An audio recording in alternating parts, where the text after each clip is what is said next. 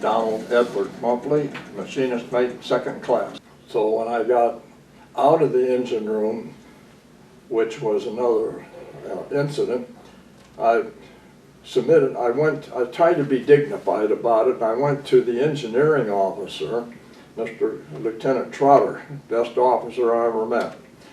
Told him my background, which was machining, lathe, and I thought I'd be better for the Navy if I was in the trade that I wanted to go to when I got out, tool die maker. And so he said, put a chit in for transfer. So I went then to the chief officer of the other division that I'd be transferring to, and I told him my background. Well, put a chit in for transfer. So then I went to another officer and told him, and I put 3 chits in for transfer. The next day I was transferred.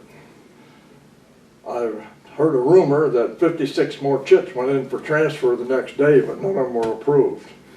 And so that's where I became working on the ship.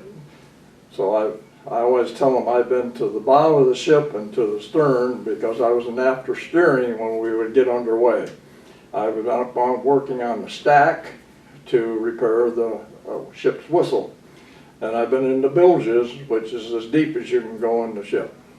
So I tell them I know it from stem to stern to top to bottom. And we would clean the heaters, we'd take all the heaters out.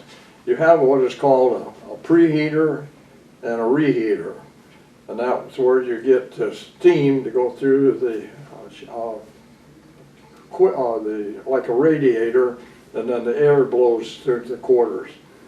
And we went up by Alaska one time and on the way back, and we had removed the preheaters and the reheaters in the officers' quarters. And I told my officer that I said that we should put the heaters in because we're going the northern route. And he did not want us to do that because he wanted the fresh air. And so I told my crew, put the heaters in. So the crew, we were nice and comfy when we got close to Alaska. And I was rolled out of my bunk at 0400 because the officer was cold. And so I went up and he's sitting there like an Indian all covered up, and he said he was cold, and I wasn't very quiet about it, and I told very loudly, I said, yes, because you wouldn't let me put the heaters in.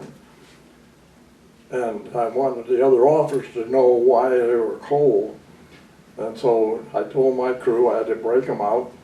When we installed the heaters and the reheaters, and the next morning that officer was no longer in charge of me. So that was one story. I enjoyed that one because he wouldn't listen to me.